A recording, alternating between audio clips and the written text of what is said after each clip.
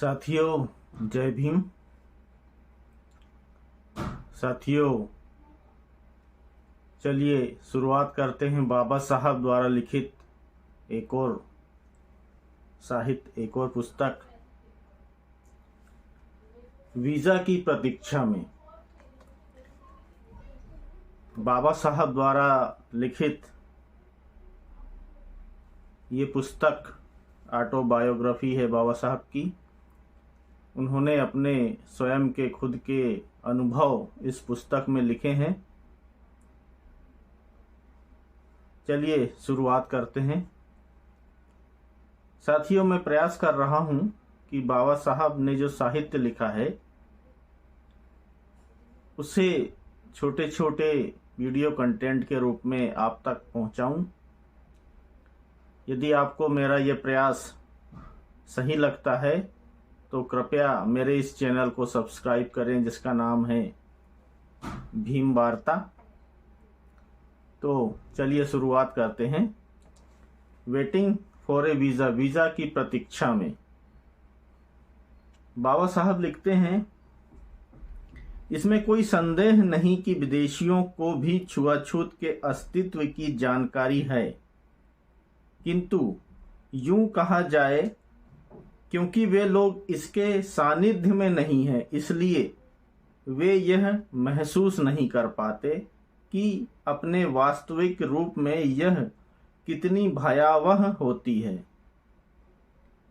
यह समझना उनके लिए कठिन है कि कुछ अछूत लोग किस प्रकार बड़ी हिंदू आबादी वाले किसी गांव के बाहर रहते हैं और प्रतिदिन गांव में जाकर वहां की घृणित गंदगी को साफ करते और छोटे बड़े सभी के कामों को निपटाते हैं। फिर हिंदुओं के घर घर जाकर खाना मांगते और उस हिंदू बनिए की दुकान से तेल मसाले खरीदते हैं, जो इन चीजों को उन्हें दूर से पकड़ाता है। वे गांव को हर तरह से अपना घर समझते हैं और फिर भी गांव के किसी व्यक्ति को ना वे कभी छूते हैं और ना ही गांव के लोग कभी उन्हें छूते हैं। अब कठिनाई यह आती है कि इनको यानी विदेशियों को यह किस तरह समझाया जाए कि सवर्ण हिंदू अछूतों के साथ कैसा व्यवहार करते हैं। इसके दो तरीके हो सकते, एक तो यह कि उसका सामान्य विवरण दिया जाए, दूसरा यह कि उनके साथ जो व्यवहार किया जाता है उसकी एक दो मिसालें उनके सामने रखी जाए। मेरा अपना मानना है कि दूसरा तरीका कहीं ज्यादा कारगर होगा। इन उदाहरणों का चयन कुछ सीमा तक मैंने अपने अनुभव के आधार पर किया है। मैं उन घटनाओं से प्रारंभ कर रहा हूं जो मेरे जीवन में मेरे साथ घटी है। भाग 1। हमारा परिवार मूल रूप से बंबई प्रेसिडेंसी के रत्नागिरी जिले के दापोली तालुका में रहने वाला था। ईस्ट इंडिया कंपनी के शासनकाल के प्रारंभ से ही मेरे पुरखे अपने पैतृक काम छोड़कर कंपनी की सेना में नौकरी करने लगे थे। मेरे पिता ने भी परिवार की परंपरा का निर्वाह करते हुए सेना में नौकरी कर ली। वह सेना के अधिकारी के पद तक पहुँचे और सूबेदार बनकर रिटायर हुए। सेवानिवृत्ति हो जाने के पश्चात मेरे पिता परिवार को लेकर दापोली आ गए। उनका वहीं बसने का निश्चय था, लेकिन किसी कारण से उन्होंने अपना विचार बदल दिया। हम दापोली से सतारा आ गए और 1904 तक वहीं रहे। यह पहली घटना है जिसका मैं यहाँ वर्णन कर रहा हूँ। जहाँ तक मुझे याद है यह लगभग 1901 में घटी थी, जब हम सतारा में ही थे। मेरी माँ का तब तक निधन हो चुका था। मेरे पिता सतारा जिला के खाटाव तालुका के गोरेगांव नामक एक स्थान में खजांची की नौकरी करने चले गए थे, जहां बंबई सरकार ने हजारों की संख्या में अकाल से मरने वाले लोगों को रोजगार देने के उद्देश्य से एक तालाब खोदने का काम शुरू किया था। गोरेगांव जाते समय मेरे पिता मुझे, मेरे बड़े भाई को और मेरी परिनिर्वाण प्राप्त सबसे बड़ी बहन के 2 बेटों को मेरी बुआ और कुछ सुहृदय पड़ोसियों के हवाले कर गए।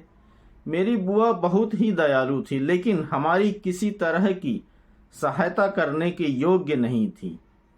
वह कुछ कुछ बोनी थी और उनके पैरों में भी कुछ तकलीफ थी, जिसके कारण चलते समय उनके लिए किसी सहारे के बिना चलना फिरना बहुत ही कठिन था।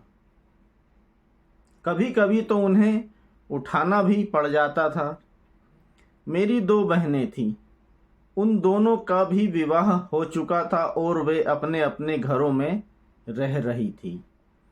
हमारी बुआ के असहाय होने के कारण खाना बनाना हमारे लिए एक समस्या बन गई थी, क्योंकि बुआ तो खाना बना ही नहीं पाती थी। हम चारों के चारों बच्चे स्कूल जाते और अपना खाना भी बनाते थे। हम रोटी तो बना नहीं पाते थे, इसलिए हम पुलाव पर ही रहते। पुलाव बनाना हमें सबसे आसान लगता था, क्योंकि इसमें चावल और बकरे का मांस मिलाने के अलावा और कुछ नहीं करना पड़ता था। मेरे पिता खजांची होने के कारण गोरेगांव छोड़कर हमें देखने सतारा आ भी नहीं सकते थे, इसलिए उन्होंने हमें पत्र लिखकर कहा कि हम गर्मियों की छुट्टियां बिताने उनके पास गोरेगांव आ जाएं। हम बच्चों की तो प्रसन्नता का ठिकाना ही नहीं रहा, क्योंकि उस समय तक हम में से किसी ने रेलगाड़ी देखी तक नहीं थी। खूब तैयारियां हुई। यात्रा के लिए नई अंग्रेजी कमीजें, चमकीली जड़ाऊ टोपियां, नए जूते और रेशमी किनारी वाली नई धोतियां ली गई। मेरे पिता ने हमारी यात्रा से संबंधित सारी जानकारियां हमें दे दी थी और यह भी कह रखा था कि हम उन्हें अपने रवाना होने की तारीख बता दें, ताकि वह हमें लेने के लिए अपने चपरासी को स्टेशन पर भेज दें, जो हमें अपने साथ गोरेगांव ले जाएगा। इस योजना के अनुसार मैं, मेरा भाई और मेरा एक भांजा सतारा से चल पड़े। बुआ को हमने पड़ोसियों के हवाले छोड़ा, जिन्होंने उनकी देखभाल का वचन दिया। रेलवे स्टेशन हमारे घर से 10 मील दूर था। हमने स्टेशन तक का तांगा किया। हमने इस अवसर के लिए खरीदे खास कपड़े पहने और खुशी खुशी घर से चल दिए। लेकिन मेरी बुआ रो रही थी और हमसे बिछुड़ने के दुख में पछाड़े खा रही थी।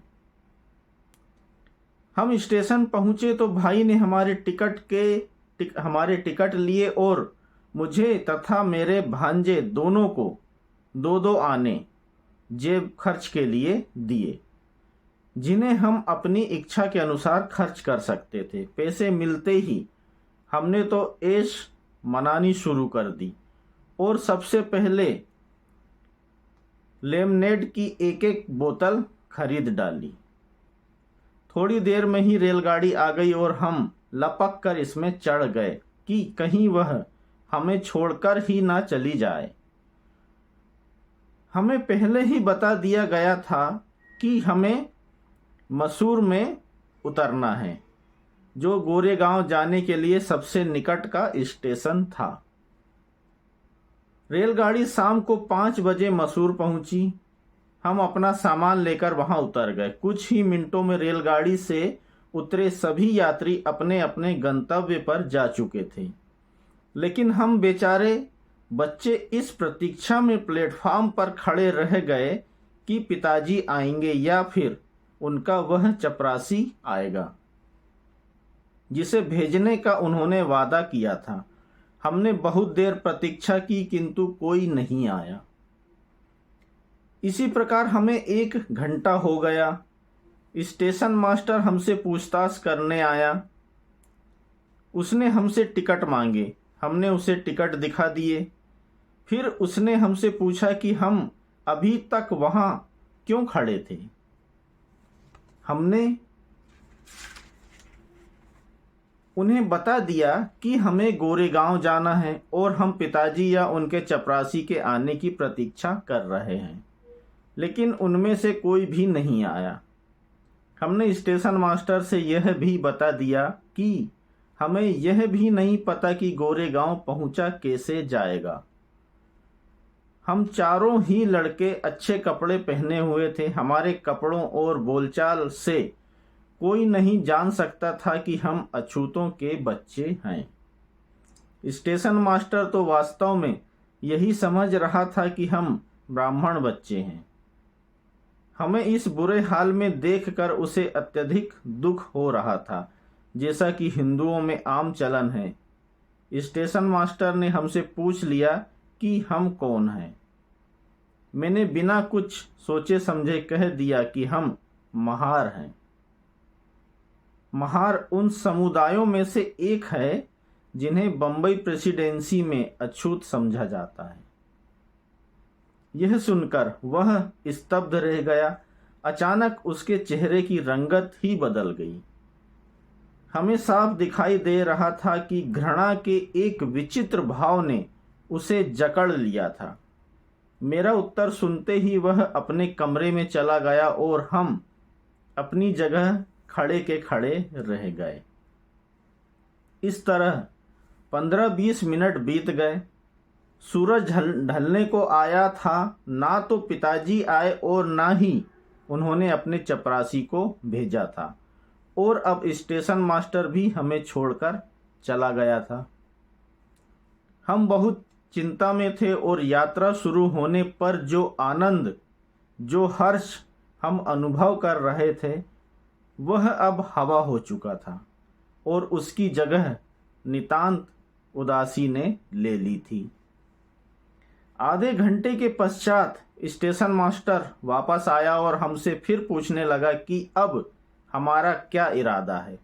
हमने कहा कि अगर हमें कोई बैलगाड़ी भाड़े पर मिल जाए तो हम गोरेगांव चले जाएंगे, और अगर यह बहुत दूर नहीं है तो हम इसी समय यहाँ से चल पड़ेंगे।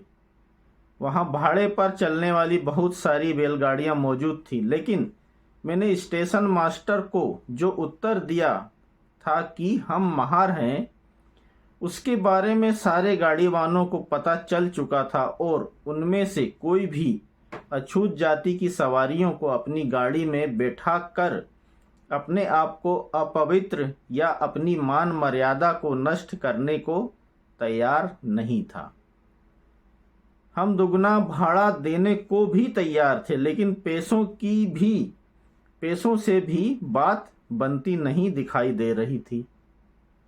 हमारी ओर से बातचीत कर रहे स्टेशन मास्टर की समझ में भी नहीं आ रहा था कि आखिर क्या किया जाए, अतः वह चुपचाप ही खड़ा था। अचानक जैसे उसे कोई युक्ति सूझी और उसने हमसे पूछा, तुम गाड़ी चला सकते हो? यह सोचकर कि वह हमारी मुश्किल का कोई हल निकालने का प्रयत्न कर रहा है, हम बोल पड़े, हाँ चला सकते हैं। यह उत्तर मिलने पर वह गाड़ी वालों के पास गया और उनके सामने हमारी तरफ से यह प्रस्ताव रखा कि हम गाड़ी वाले को दुगना भाड़ा देंगे और गाड़ी भी खुद ही चलाएंगे और गाड़ीवान हमारे साथ साथ पैदल चलेगा। एक गाड़ी वाला इस शर्त पर राजी हो गया क्योंकि इससे उसे पैसा कमाने का भी अच्छा अवसर मिल रहा था और उसके अपवित्र होने का भी डर नहीं था। शाम लगभग 6:30 बजे हमारी चलने की तैयारी हुई, लेकिन स्टेशन छोड़ने से पहले हम यह पक्का जान लेना चाहते थे कि क्या हम अंधेरा होने से पहले पहले गोरेगांव पहुंच जाएंगे। इसलिए हमने गाड़ी वाले से पूछा कि गोरेगांव कितनी दूर है और वह हमें वहां कितनी देर में पहुंचा देगा। उसकी बात का विश्वास करके हमने अपना सामान बैलगाड़ी में लादा और स्टेशन मास्टर को धन्यवाद दे हम उसमें बैठ गए। हम में से एक ने बैलगाड़ी की लगाम थाम ली और बैलगाड़ी चल पड़ी। गाड़ी वाला हमारे साथ साथ चल दिया। स्टेशन से कुछ दूर जाकर ही एक नदी पड़ती है। यह एकदम सूखी हुई थी। बस कुछ जगहों पर छोटे छोटे गड्ढों में पानी भरा था। गाड़ी वाला हमसे बोला कि तुम लोग यहीं रुक कर खाना खा लो, क्योंकि आगे कहीं पानी नहीं मिलने वाला था। हम उसकी बात मान गए। उसने हमसे थोड़ा भाड़ा मांग लिया ताकि वह भी गांव जाकर खाना खा आए। मेरे भाई ने उसे थोड़े पैसे दे दिए और वह जल्दी ही लौटने का वादा करके वहां से चला गया। हमें बहुत जोर की भूख लग रही थी, इसलिए हमें प्रसन्नता हुई कि चलो कुछ खाने का अवसर तो मिला। मेरी बुआ ने पड़ोसिनों को लगाकर हमारे रास्ते के लिए खाने की कुछ बढ़िया चीजें बनवा दी थी। हमने अपनी खाने की टोकरी खोली और खाने लगे। हमें कोर निगलने के लिए पानी की जरूरत महसूस हुई। हम में से एक लड़का पास ही में नदी की तली में इकट्ठा पानी के गड्ढे से पानी लेने चला गया, लेकिन यह पानी वास्तव में पानी नहीं था। पानी के नाम पर वहां कीचड़ और उन गाय भैंसों और पशुओं का मलमूत्र जमा था जो वहां पानी पीने आते थे। वास्तव में वह पानी आदमियों के प्रयोग करने के योग्य नहीं था। उसमें से इतनी तेज सड़ांध आ रही थी कि हमारे लिए उसे पीना संभव नहीं था। इसलिए मन भरने से पहले ही हमें अपना खाना बंद कर देना पड़ा और हम गाड़ी वाले की प्रतीक्षा करने लगे। बहुत देर हो गई, वह नहीं आया। हम चारों ओर बस उसे देखते ही रहे। अंततः वह आ पहुंचा और हमने आगे की यात्रा शुरू की। कोई 4-5 मील तक तो हमने गाड़ी हाँका और वह साथ साथ पैदल ही चलता रहा। फिर अचानक वह कूदकर गाड़ी में चढ़ बैठा और उसने हमारे हाथों से लगाम ले ली। हमें उसका यह व्यवहार कुछ विचित्र सा लगा कि वह अपनी तमाम धार्मिक शंकाओं को ताक पर रख कर हमारे साथ उसी गाड़ी में बैठने को राजी हो गया था, जबकि शुरू में उसने अपनी गाड़ी अपवित्र होने के भय से भाड़े पर देने से मना कर दिया था। लेकिन इस बारे में उससे कोई भी प्रश्न करने का हमारा साहस नहीं हुआ।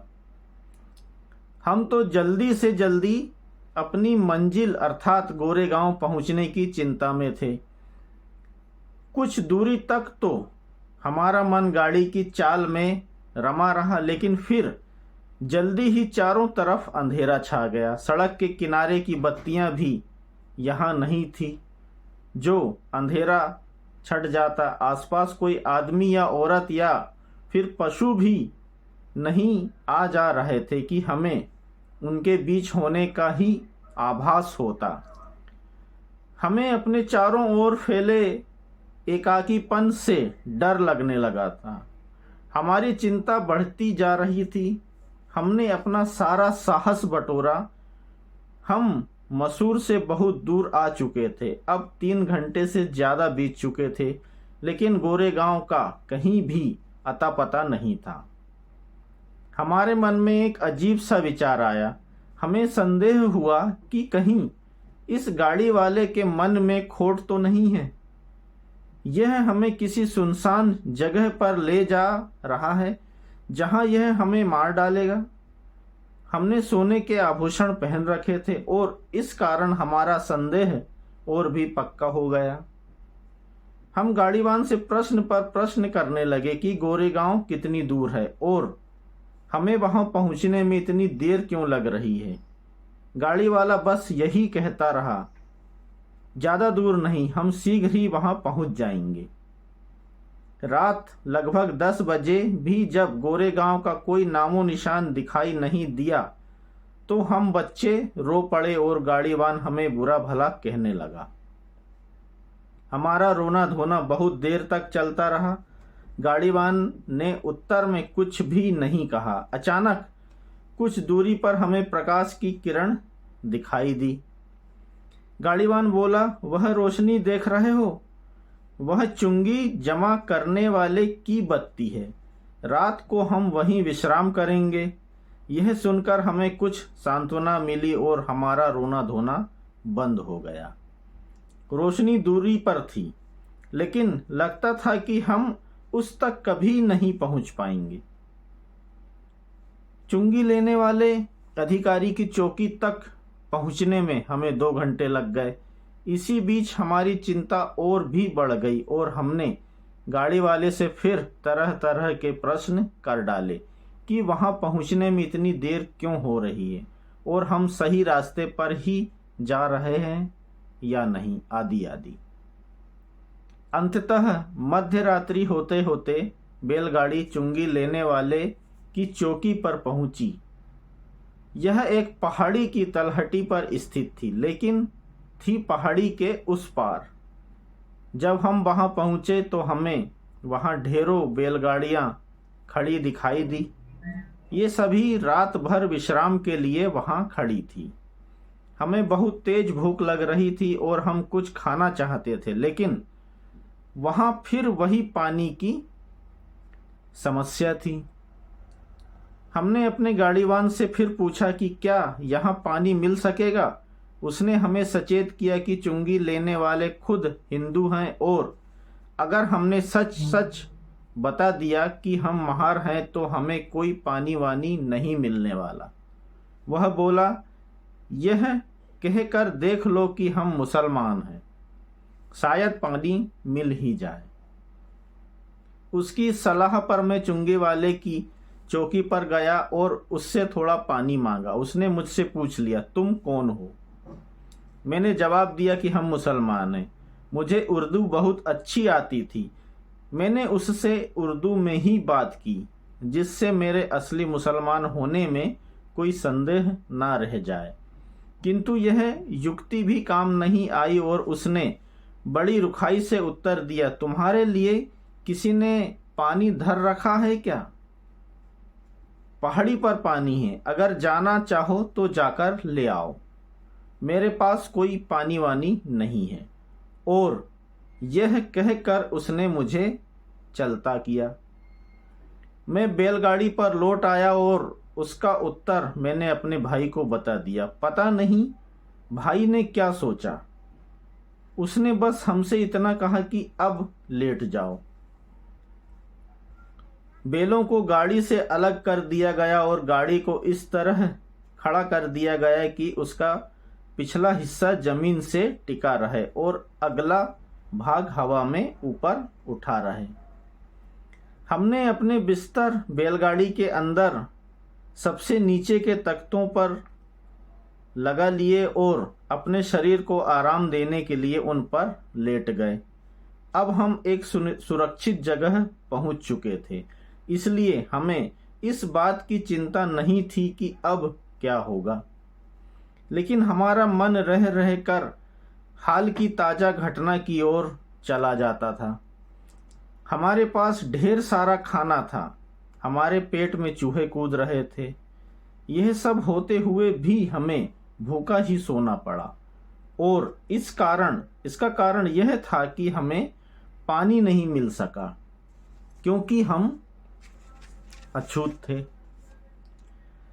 हमारे मन में अंतिम विचार यही आया। मैंने सोचा कि हम एक सुरक्षित जगह आ गए थे। स्पष्ट था कि मेरा बड़ा भाई अभी भी सशंकित था।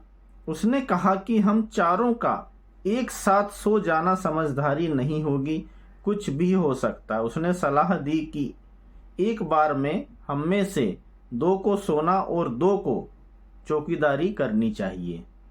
इस तरह हमने वह रात पहाड़ी की तलहटी में बिताई। सुबह 5 बजे हमारा गाड़ीवान आ गया और बोला कि हमें तुरंत गोरेगांव के लिए चल देना चाहिए, लेकिन हमने स्पष्ट इनकार कर दिया। हमने उससे कह दिया कि हम 8 बजे से पहले बिल्कुल नहीं हिलेंगे। हम कोई जोखिम मोल लेना नहीं चाहते थे। गाड़ीवान कुछ नहीं बोला। इस तरह हम वहाँ से 8 बजे चलकर 11 बजे गोरेगांव पहुँच गए। मेरे पिताजी हमें देखकर चकित रह गए और उन्होंने हमें बताया कि उन्हें हमारे आने की कोई सूचना नहीं मिली थी। हमने उन्हें बताया कि हमने सूचना दी थी, लेकिन उन्होंने किसी भी प्रकार की जानकारी मिलने से इनकार कर दिया। बाद में पता चला कि गलती पिताजी के नौकर की थी। उसे हमारा पत्र मिल तो गया था, लेकिन वह उसे पिताजी को देना भूल गया था। इस घटना का मेरे जीवन में अत्यंत महत्वपूर्ण स्थान है। जब यह घटना घटी उस समय मैं 9 वर्ष का लड़का था, लेकिन इस घटना ने मेरे मन पर अमिट छाप छोड़ी है।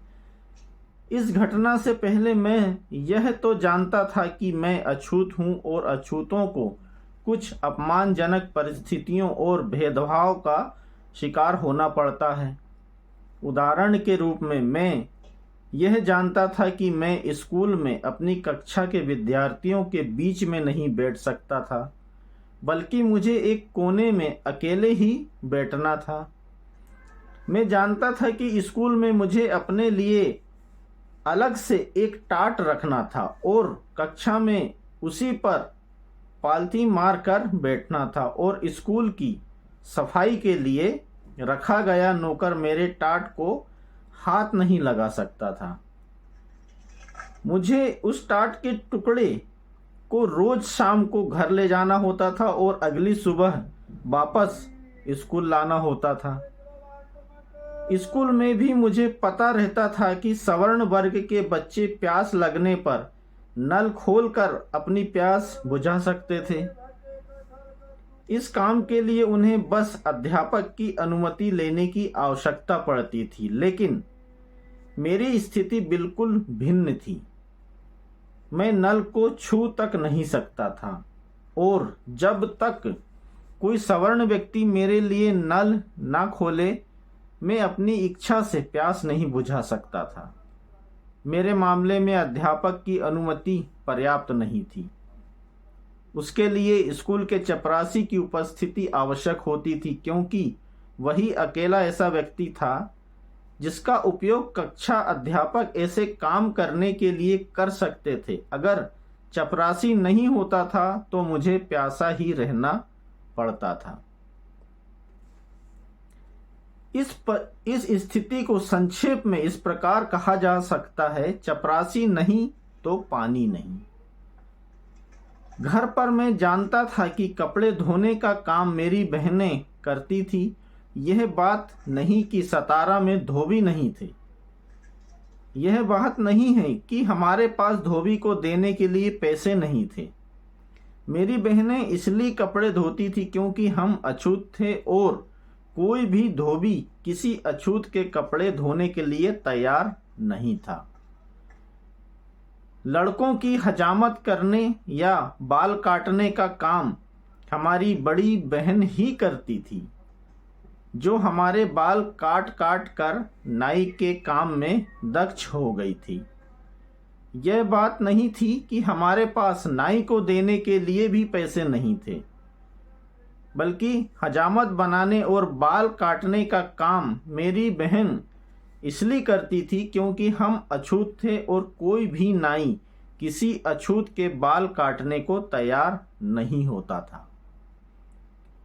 मैं यह सब जानता था, लेकिन इस घटना से मुझे ऐसा झटका लगा जैसा पहले कभी नहीं लगा था, और इस घटना ने मुझे छुआछूत के बारे में सोचने को बाध्य कर दिया, जो इस घटना से पहले मेरे लिए उसी तरह एक आम बात थी जैसी यह बहुत सारे स्पृश्यों और अछूतों के लिए थी। साथियों, मैं प्रयास कर रहा हूं कि बाबा साहब के साहित्यों को आप तक पहुंचाऊं। आप इस वीडियो क्लिप को कान में हेडफोन लगाकर ऑडियो बुक के रूप में भी सुन सकते हैं। जय भीम।